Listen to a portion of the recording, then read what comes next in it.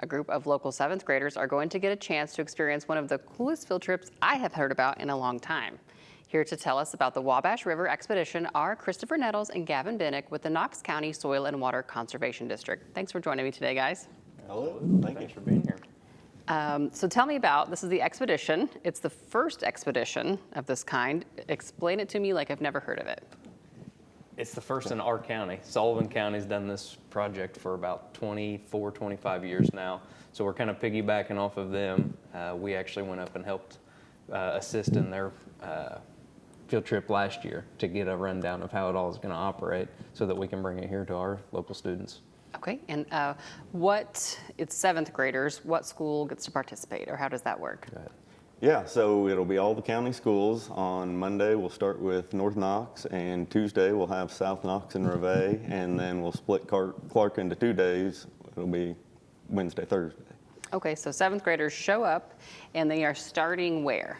So we'll start out at Wabash Trails, and we will launch from there, and we'll take out at the George Rogers Clark Memorial. And so when you say launch, you mean get in the water, Correct. right? And take off. So they are actually getting in the water. They're putting on their life jackets and... They'll show up, the bus will bring them, drop them off. They'll get fitted with life jackets, paddles. Teachers are going to have them assigned to groups that they'll be in on the rafts. Our conservation officers are going to give water safety talk, and then we'll have volunteers lead them down the trail to the sandbar of the river, where we'll have the boat staged and push them up. Yeah. So we'll see you 3.5 miles So it downstream. doesn't matter if they have any boating experience or Nope. not. They get to participate. Yep. Correct. Yeah. Yep. And what are, how long is that in the boat that they're riding? Anywhere from, I would imagine there'll be some competitive groups, so an hour and a half-ish to, there'll probably be a group that comes in at 2 hours and 45 minutes or so. Okay. Wow, that's a long trip. Yeah. And then when they get off the boat, and then you have things set up for them when they get off the boat as well, correct? Correct. Mm-hmm. Yeah, so along the way, first they'll have a scavenger hunt looking for native flora and fauna along the way. We'll also give them GPS units, and we'll have some landmarks picked out for them to mark along the way to get some experience using the GPS. And then, once they land at George Rogers Clark, we've got several stations that'll be set up for them there. So, of course, they'll get to go through the memorial and learn about George Rogers Clark. And then some of the other stations, we're going to have Purdue Extension. We'll have what's called an Enviroscape, which is a tabletop watershed model that talks about pollution. DNR is going to have a couple things there. They'll have their electrofishing boat set up just in the parking lot for the kids to look at and learn about. And then they also have what's called Woods on Wheels, which is an interactive trailer talking about Indiana's forests, and you can see bark samples, tree leaves. So they'll get to go through that, and then I'm shorting on our other, what else we got? NRCS will have a soil health trailer, and then our local wildlife rehabilitator, Angel Lang, will be there as well to give us a quick demonstration. That sounds really hands-on. I mean, Yes, you think that's about what field we're trips, going sometimes it's like, oh, you walk through somewhere. That sounds like from the time they get off the bus to the time they get back on the bus, that's a lot packed in a day. It's going to be a busy day. Yeah. What do you think this means to 7th graders? I think, they're old enough, obviously, to kind of learn about their surroundings, but is this also giving them some glimpses into some different careers and things? Yeah. It's going to teach them pollution, where pollution ends up ultimately, especially here in Knox County being bound by 3 rivers on 3 of our 4 sides.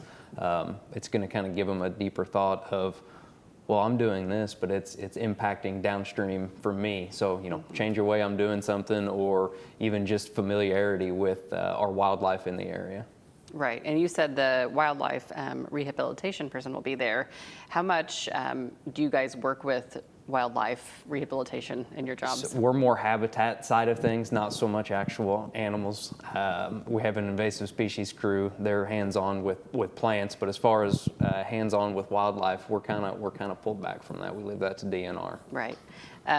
So then they get off the boat, and like you said, they're going to be getting off the boat at different times, so their own pace. And so the scavenger hunt, how is that going to be? Each boat is working independently. What are they looking for? So we've went through and made lists of animals, plants, reptiles, snakes, fish, whatever they might see on the trip. And it's just a laminated sheet. They'll check off what they see, and then at the end of it, we'll grade, according to how they turn in, basically. Awesome. Yeah. So then they have to decide amongst their boat who's going to be, they kind of have to self-organize a little bit while on the boat under some pressure of the water, right? You said Wind Energy's on hand with their tabletop safety demonstration. Tell me a bit about that.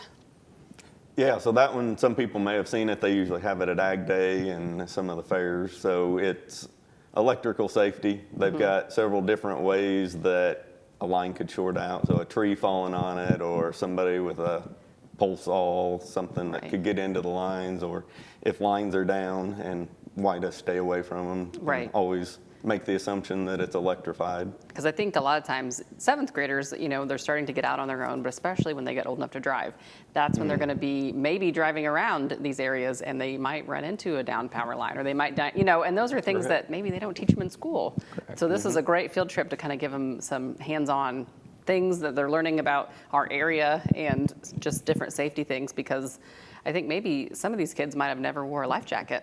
If you haven't been swimming much, you haven't been out on the water much, you might not know about that even. So just finding out how to wear a properly fitting life jacket is skills that small up to, larger safety skills. So that seems like they're learning a lot. Yeah, that's something we kind of take for granted around here in a rural area, but especially when we help Sullivan County, they made the comment that a lot of these kids, it is their first time out on the water, and they're the same way. Has the Wabash running right alongside them too, and it's not something that a lot of kids get to experience. So that's what we're hoping to do. Yeah. Now, if someone takes this field trip and they're really interested in this stuff, is there somewhere that you would point them to get, is there a group or conservation clubs or anything? 4-H, what's where would you say, look into this, or, get into that? Yeah, around here, I think 4-H would be a really good one to get into. Just kind of keep learning, because they can't be 7th graders every year, right? They can't keep, you hope they have so much fun they want to come back, but you want to keep getting the new groups of 7th graders. So anything else that we've missed talking about that you want to cover or that you want someone to know about? Yeah, sure. We've reached out to all of our first responders, the fire department, both of our police departments, sheriff and city. We'll have an ambulance that will be, kind of on site moving down with us as well. So we have really tried to think of all of our county resources, not just promoting the district, but it will be a good way for our other first responders to promote themselves as well. Yeah. Well, thank you guys so much for coming and sharing about this. I think it sounds really fun, and I think we're going to try to go along as a station and get some video and get some, so viewers can kind of see it after the fact. But this was just learning about all the information now. So thank you guys for coming. Absolutely. Yeah, thank you. Thanks for having us.